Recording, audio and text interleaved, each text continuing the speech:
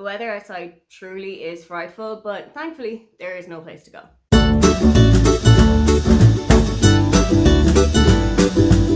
Hi, welcome, come on in. My name is Aoife, and today, since we have just had the first snow of winter in Berlin, it feels like the perfect time to tell you what books I think you should cozy up with beside the fire. My house doesn't have a fire in it. That's very common for a lot of places in Berlin. So the best that I could do is to play the virtual fireplace that's on Netflix. But I love to curl up on my couch with a blanket, with a hot beverage, and with this playing, it feels like such a cozy evening. The first book that I think you should definitely curl up beside the fire with is A Christmas Carol by Charles Dickens. This is such a warming and cozy book, and it even mentions fireplaces. It mentions about Ebenezer Scrooge's workers not having enough coal for the fire, and then them getting a little bit more as his heart starts to thaw. I really love sitting by the fire on Christmas Eve with this book and speeding through it. It's only maybe about 200 pages, so you will definitely get it all read in one day.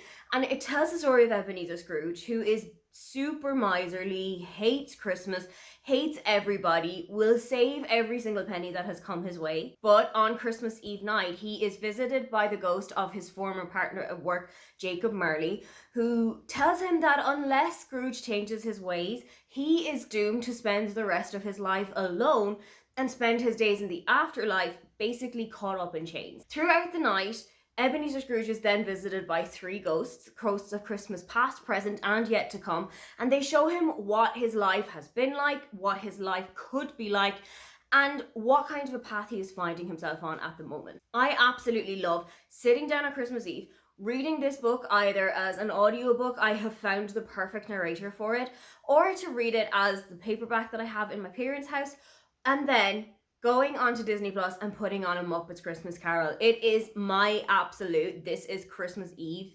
tradition, and I do it every single year. Another book that I think would be perfect for beside the fire, and one with a bit of a cozy romantic feeling, is Love Like Farms by B.K. Borison. This is the first book in a series, but the other two don't necessarily have to do with Christmas, so you can just get this one done out in December, January, and you're already good to go.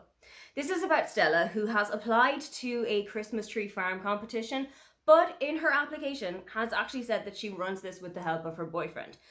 Problem is that Stella has been single for God knows how long. To keep up with the facade and to impress Evelyn St. James, who is the judge of the Christmas tree farm competition, she enlists the help of her friend Luca to perform as her boyfriend while the judging is happening. But the two of them start to kind of blur the lines between friendship and a little bit more than that. And I have got a feeling, based just on this cover alone, that we're in for a spicy ride with this book. I love these kind of covers that they seem really wholesome and they seem really cozy, and then you open it up and there's a little bit of a steamy surprise waiting for you. But this truly does look like the perfect Christmas romance read. I cannot wait to get started with this one. A not quite so Christmassy read that I still think is perfect for curling up beside the fireplace is Legends and Lattes by Travis Baldree. This is the first book of the series, but there is a prequel that has just come out, set more so in a bookshop than in a cafe. And that is the reason that I think this is the perfect book for beside the fireplace. Cafes give me that cozy feeling of curling up beside the fireplace if they have one, and ordering the biggest cup of coffee you can get your hands on and a massive slice of cake that's going to take you 2 hours to finish the whole thing, and then pulling out a book and reading it quietly in the corner. That is exactly the feeling that I get from Legends and Lattes, the cafe that is in this book, run by Viv, who is a retired orc and is looking to spend the rest of her retirement in a little bit more of a gentle life than what she had been living before. This one is full of mythical creatures and fantasy and magic, but also it's full of townspeople just discovering what cafes are and finding out how to make coffee and kind of learning about cinnamon rolls. And it's so welcoming and warming and comforting that I just think curled up by the fire is the perfect place to get reading this one. If you love to travel a little bit around the holiday period, or you are the kind of person who likes to jet off for the Christmas season, then I really recommend A Year and a Day by Isabel Broom. And even if you don't want to travel around, this will give you that same little travel vibe without having left your own sofa. This follows three women, Hope, Sophie and Megan, who have all come to Prague for different reasons.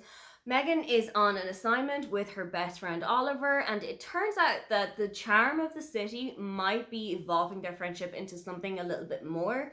Hope is here on a first trip with her boyfriend Charlie, who is trying to get her mind off of the rift that has come between Hope and her daughter back at home.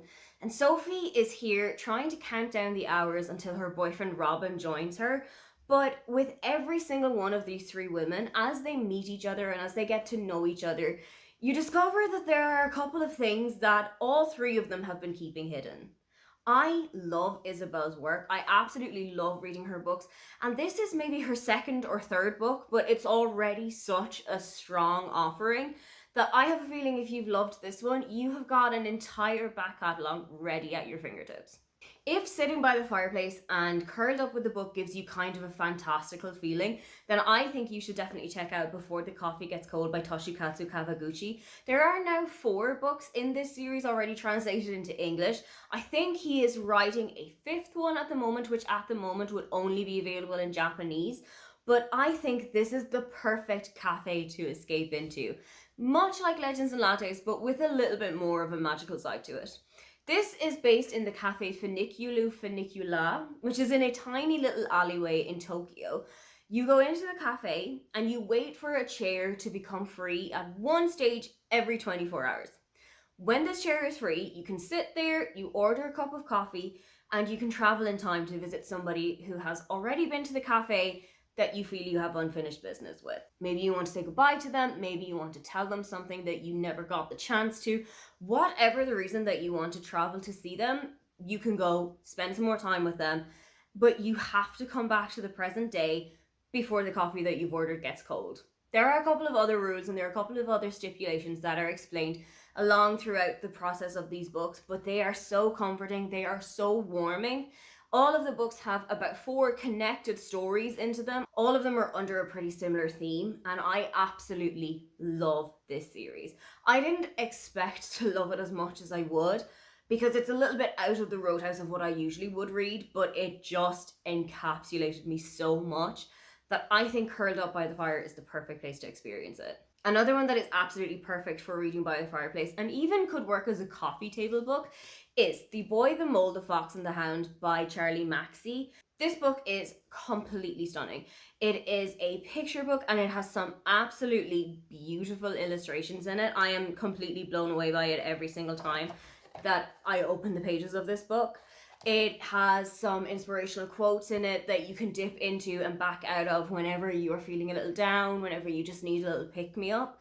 And something that I also love about this book is that it has already been translated into Irish, which is one of my fluent languages. So I have 2 copies of it. I have an English one here in Germany. I have an Irish one back at home at my parents' house. And when I'm feeling a little bit down, no matter which house I'm in, I pick up this book, flick through a couple of pages, take in the illustrations, and I just let the words sit with me for a little bit. I feel like if you have one of those days where everything is getting you a little down, put the kettle on, take this book in your hands, sit on the couch for a couple of minutes, and just let it wash over you. One that you should definitely read by the fire because it might give you a little bit of a chill is The Lion, the Witch and the Wardrobe by C.S. Lewis.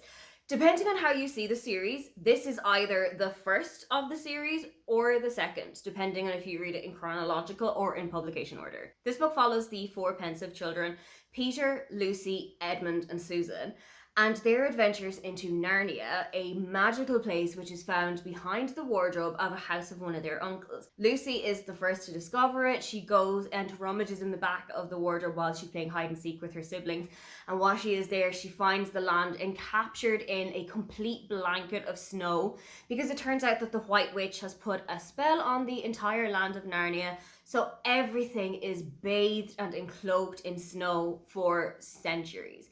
She also meets with Aslan the Lion, she meets with Mr. Tumnus, who is a centaur, she meets with the White Witch herself, and it is just such a comforting wintry read. Of course, it was written in back the 1940s, 50s, 60s, so there are a couple of questionable things about it, and we're not even going to talk about Edmund's lifelong love of Turkish delight and how that can lead to downfall. But if you feel like something a little bit wintry but a little bit comforting, I would definitely recommend the Narnia series. Something also quite wintry but not quite as comforting is Beartown by Frederick Backman. This book was one of my favorite reads of 2021, but it does come with a little bit of a warning. This book features quite heavily on sexual assault, sexual abuse, and the kind of pedestal that we can put sports players on. So if that's not something that you're comfortable with reading, maybe miss this one out. However, if that's something that you are comfortable with reading, you will be following the people of a small town called Beartown in the north of Sweden, and hockey basically has the entire town in its grip. The hockey team is celebrated and lauded. Their wins are celebrated. Their losses are discussed on kitchen tables every morning for weeks and weeks. The town's hockey team has just won a massive sports championship and there is a huge party to celebrate it. But the aftermath of this party and some of the actions that has happened there have shaken up the entire town. It's put neighbor against neighbor. It's put family member against family member. It's basically turned into a he said versus she said versus the truth situation. There are two other books in this series as well. There is The Winners and there is Us Against Them. I haven't read those two yet, so I think those will be my curl up by the couch with the blanket by the fire, but maybe this one will be yours. Finally, Christmas wouldn't be Christmas without a read of Little Women by Louisa May Alcott, and this is one of the best books that you can sit by the fire with. This follows the four March sisters, Meg, Jo, Beth, and Amy. They live in the time of the Civil War in the US. Their father is in the war as a chaplain, and they send letters back and forth, and they tell him of their trials and their tribulations. There's arguments between all of the sisters. There is a manuscript thrown into the fire. There is hair trying to be curled by poker. I love this book. This is one of my big comfort reads. I also love watching the Greta Gerwig version from 2019. It's one of my favorite Christmas movies to watch. Even though it's not necessarily a Christmas movie, it just radiates Christmas energy to me. This is such a comforting read. It's one of my favorite classics of all time. And I think if you're going to read any book by the fire, it should be Little Women. Those are some of the books that I think you should curl up by the fireplace with this Christmas. What book gives you superb, cozy energy that you think you want to read it by the fire this year? If you'd love to leave me a comment, but you can't think of anything you want to say, then just leave me the fire emoji. Don't forget to like and subscribe because I have new videos up every week. Now, get on out of here.